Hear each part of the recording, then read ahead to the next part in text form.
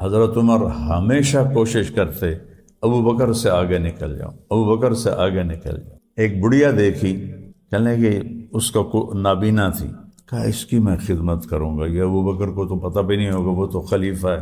فجر کے بعد گئے تو اس کے صحن میں جھاڑو دیا ہوا، گھڑے میں پانی بھرا ہوا، بستر صاف ستھرا، بیت الخلاء صاف ستھرا ہے، یہ کون آ گیا؟ کہنے کہ کل میں نماز سے پہلے جاؤں گا۔ اگلے دن وہ نماز سے پہلے گئے، جب دروازے پر پہنچے تو ابو بکر وہاں سے باہر نکل رہے تھے اور عمر وہاں پہنچ رہے تھے۔ تو عمر کہنے لگے ابو بکر یار تجھ سے میں آگے نہیں نکل سکتا۔ یہ میدان تھا، جیسے ادھر کرسی کی دوڑ، مال کی دوڑ، فیکٹریوں کی دوڑ، دولت کی دوڑ، شہرت کی دوڑ، عزت کی دوڑ، اس سے ہٹ کر ان کو جنت کی دوڑ پہ لگا دیا تھا۔ تبوک کا موقع آیا تو حضرت عمر رضی اللہ عنہ کہنے لگے انشاءاللہ ابو بکر سے ضرور جیتوں گا، وہ غریب ہے، میں مالدار ہوں۔ تو انہوں نے اپنے مال کو آدھا کیا اور لے کر آئے۔ ابو بکر صدیق اپنا سارا مال لے کر آئے۔ جب دونوں گٹھڑیاں رکھی گئیں تو سمجھو عمر رضی اللہ عنہ کی اتنی بڑی تھی، ابو بکر رضی اللہ عنہ کی اتنی سی تھی۔ تو اس موقع کا سوال یہ ہے کہ عمر کتنا لائے ہو؟ تو میں قربان جاؤں اللہ رسول کے اختیار پر، محبت پر۔ اب آپ نے پوچھنا تھا عمر کتنا لائے ہو، تو ابو بکر ہار گئے تھے۔ ابو بکر کتنا لائے ہو، تو ابو بکر ہار گئے تھے۔ میرے نبی نے سوال بدل دیا، عمر پیچھے کیا چھوڑ کے آئے ہو؟ حضرت عمر جیسے ایسے کھڑے تھے بڑا تن کے، یا یہ سنا کہ پیچھے کیا چھوڑا تو دھڑل گلا بھئی ابو بکر جیت گیا۔ تو انہوں نے بڑے ماٹھے لہجے میں کہا جی آدھا چھوڑ کے آیا ہوں، آدھا لے کے آیا ہوں۔ ابو بکر ما ترکت لأہلک، تو کتنا چھوڑ کے آیا ہے؟ کہ جی میں تو اللہ اس کے رسول کو چھوڑ کے آیا ہوں، باقی سارا کچھ لے کے آ گیا۔ تو حضرت عمر کہنے لگے یار ابو بکر میں نہیں آگے نکل سکتا۔ یہ ایک ماحول بنایا تھا، یہ مانگو اللہ سے کہ تمہاری دوڑ آخرت کی لگ جائے، کہ ہر طرف زوال ہے۔ جس کا تھوڑا سا نام بن جاتا ہے وہ چودھری بننے کے لیے پتہ نہیں کتنوں کو رگڑا دے دیتا ہے، چاہے دین میں چاہے دنیا۔ اور ایک اور واقعہ سناتا ہوں، حضرت عمر کا دور حکومت تھا اور آپ کے پاس ابو سفیان، سہیل بن عمرو اور حارث بن ہشام اور اکرمہ اور صفوان بن امیہ اور اکرمہ بن ابی جہل یہ بیٹھے ہوئے تھے۔ تو اتنے میں فقراء صحابہ آنے لگے۔ سب سے پہلے حضرت بلال آئے، مجلس سینہ ایسے کھلی تو آپ نے کہا آپ لوگ ذرا پیچھے ہو جاؤ۔ پھر حضرت صہیب آئے تو آپ نے کہا آپ لوگ ذرا پیچھے ہو جاؤ۔ پھر سلمان فارسی آئے تو آپ نے کہا آپ لوگ ذرا پیچھے ہو جاؤ۔ عقبہ بن عامر آئے، آپ لوگ ذرا پیچھے ہو جاؤ۔ ایسے ہی فقیر صحابہ آتے رہے اور آپ ان کو پیچھے ہٹاتے رہے سرداروں، یہاں تک کہ وہ دروازے میں پڑے جوتوں میں جا بیٹھے، ذرا آپ پیچھے ہو جاؤ، ذرا آپ پیچھے ہو جاؤ، ذرا آپ پیچھے ہو جاؤ۔ جب مجلس ختم ہوئی تو ابو سفیان کہنے لگے یار یہ عمر نے ہمارے ساتھ کیا کیا ہے، نوکروں کو آگے بٹھایا اور سرداروں کو پیچھے بٹھایا، اس طرح ہمیں ذلیل کیا ہے۔ تو حارث بن ہشام فرمانے لگے سہیل بن عمر کہ ابو سفیان یہ عمر کی غلطی نہیں، یہ ہماری غلطی ہے۔ ان غریب لوگوں نے اسلام پہ لبیک کہا ہم سے بہت پہلے اور ہم نے بہت دیر کر دی۔ یہ فتح مکہ کے مسلمان تھے سارے، تو ان کو اللہ نے آگے کیا ہے، عمر نے نہیں۔ اس کے ساتھ ہی وہ آپس میں کہنے لگے یار اگر آخرت میں بھی یہ ہو گیا پھر کیا ہوگا؟ اگر آخرت میں بھی ہمیں پیچھے اللہ نے کر دیا اور ان کو آگے کر دیا پھر کیا ہوگا؟ تو کہا چلو عمر سے بات کرتے ہیں۔ تو یہ سارا وفد حضرت عمر کے پاس آیا، کہا کہ جو تم نے کیا ہے ہم نے دیکھا ہے، تم نے ٹھیک کیا ہے۔ اب ہمارا ایک سوال ہے کہ دنیا میں تو ہم پیچھے رہ گئے، کوئی ایسا طریقہ بتاؤ کہ آخرت میں تم سے آگے نہیں تو تمہارے برابر تو ہو جائیں۔ یہ نفسیات آج یہ کوئی سوچتا ہے؟ حضرت عمر نے فرمایا جس راستے میں ان لوگوں نے قربانیاں دیں تم بھی دے دو تو ان کے برابر ہو جاؤ گے۔ اچھا بالکل ٹھیک، سب واپس آئے اور 400 قریش کے سردار بڑے ٹھکن، جن ہماری سرائکی میں کہتے ہیں ٹھکن سردار، بڑے سب تیار ہوئے اور ملک شام میں اس وقت جہاد ہو رہا تھا، اس کی تیاری کر کے نکل پڑے۔ ان میں سب سے زیادہ مقبول تھے حارث بن ہشام، ابو جہل کے بھائی۔ جب وہ نکلے تو سارا مکہ ان کو الوداع کہنے کے لیے باہر نکلا، عورتیں بھی، مرد بھی، بچے بھی، وہ سب رو رہے تھے۔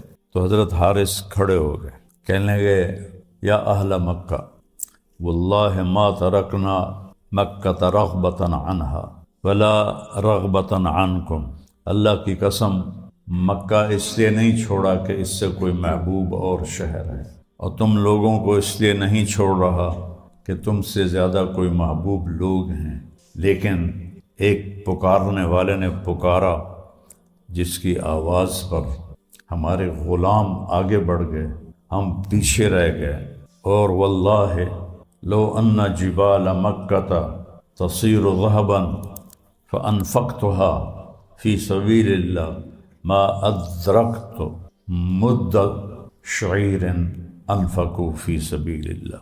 میرے عزیزو، اگر سارا مکہ اور اس کے پہاڑ سونا بن جائیں اور میں سارے خرچ کر دوں اللہ کے راستے میں، تو ان لوگوں نے جو ایک مد جو، چند ایک آدھ کلو ہوگا، مد سا بڑا ہوتا ہے، مد چھوٹا ہوتا ہے، تو جو انہوں نے جو کا وہ ایک مد خرچ کیا تھا اللہ کے راستے میں اس کا اجر بھی حاصل نہیں کر سکتے۔ تو لہٰذا ہم نے سوچا ہے کہ ہم اپنی جانوں کا نذرانہ پیش کریں اور اپنے بھائیوں کے برابر ہو جائیں۔ جب یہ پہنچے تو جنگ یرموک سر پر تھی۔ حضرت ابوبکر نے حضرت خالد ابن ولید کو ملک عراق سے نکال کر ملک شام کا حکم دیا کہ فوراً پہنچو۔ جنگ یرموک سے پہلے ہی حضرت ابوبکر صدیق کا انتقال ہو گیا۔ تو جب لوگ یہ وہاں پہنچے تو صحابہ کی تعداد تھی 36,000، اور جو روم کا لشکر تھا وہ 1,60,000 تھا۔ 60,000 اس میں عرب تھے، غسانی اور تغلبی۔ مقدر کی بات ہے ساری عرب نسل ایمان لائی، پر یہ 2 قبیلے عرب محروم ہوئے، ایک بنو تغلب اور ایک بنو غسان۔ تو یہ جنگ 9 دن چلی، اور سجال بیننا، کبھی رومی بڑھتے بڑھتے بڑھتے صحابہ کو پیچھے دھکیل دیتے، اور کبھی صحابہ بڑھتے بڑھتے بڑھتے رومیوں کو پیچھے دھکیل دیتے، تو کوئی فیصلہ نہیں ہو رہا تھا۔ حضرت اکرمہ بن ابی جہل رضی اللہ تعالیٰ عنہ نے اپنے لوہے کی ٹوپی اتار کے پھینک دی، اور اپنی تلوار کا جو کور تھا نیام اسے بھی توڑ دیا، اور اپنی زرہ بھی اتار دی، اور کہنے لگے بھائی میں مرنے کے لیے جا رہا ہوں، کوئی ہے جو میرے ہاتھ پر بیعت کرے؟ تو حضرت خالد ابن ولید رضی اللہ عنہ نے ان کا ہاتھ پکڑ لیا، کہا نہیں، میں تمہیں ایسا نہیں کرنے دوں گا، کہ یہ دونوں قبیلہ بنی مخزوم سے ہیں، ولید بن مغیرہ اور ہشام بن مغیرہ، یہ بھائی ہیں۔ تو ابو جہل ہشام بن مغیرہ کا بیٹا ہے، اور خالد ولید بن مغیرہ کے بیٹے ہیں، تو یہ چچا لگتے ہیں حضرت اکرمہ کے۔ تو انہوں نے ان کا ہاتھ پکڑ لیا، کہا کہ نہیں میں تمہیں یہ نہیں کرنے دوں گا۔ تو انہوں نے ہاتھ چھڑا کر کہا الیک عنی، تو انہوں نے کہا میری نظروں سے دور ہو جاؤ، انی و ابی کان من اشد الناس عداوۃ لرسول اللہ و افر منکم اليوم، میں اور میرا باپ ساری زندگی اللہ کے نبی سے لڑتے رہے، آج وہ داغ دھونے کا وقت آیا ہے تو آج میں بھاگ جاؤں؟ کبھی نہیں ہوگا۔ تو سب سے پہلے ان کے بیٹے عمر بن اکرمہ نے ان کے ہاتھ پر بیعت کی، پھر حارث بن ہشام، پھر سہیل بن عمرو، پھر ابو سفیان، پھر زرار بن ازور، پھر صفوان بن امیہ، ان سب نے اپنی زریں اتار دیں، ٹوپیاں لوہے کی اتار دیں، اور تلواریں لے کر گھس گئے روم میں، اور لڑتے لڑتے روم کے قدم اکھاڑ دیے۔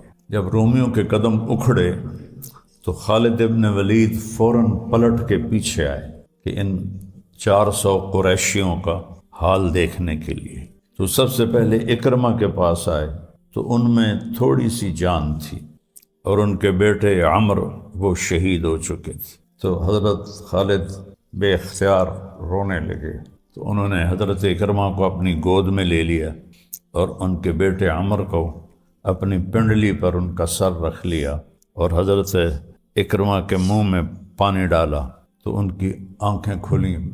کہا لمن الدبرۃ، کیا فیصلہ ہوا، کون بھاگا؟ تو حضرت خالد نے فرمایا کہ ابشر وقر عینک، اپنی آنکھیں ٹھنڈی کر اور خوشخبری ہو، اللہ نے ہمیں فتح دی۔ تو فرمایا عمر کو کہنا جو تم نے کہا تھا وہ ہم نے کر دیا، اب آگے اللہ ہمارے ساتھ کیا کرے گا یہ اللہ ہی جانتا ہے۔ یہ ان کے آخری الفاظ تھے۔ عمر سے کہہ دینا جو تم نے کہا تھا وہ ہم نے کر دی۔ آگے دیکھو اللہ ہمارے ساتھ کیا کرتا ہے۔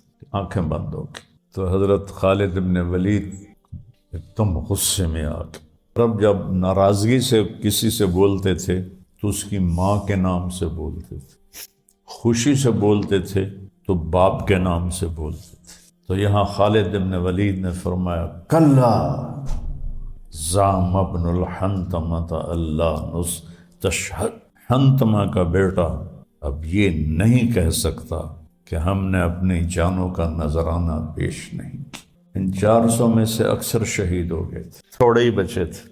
یہ دوڑ تھی اس وقت آگے بڑھنے کی، جنت کی دوڑ۔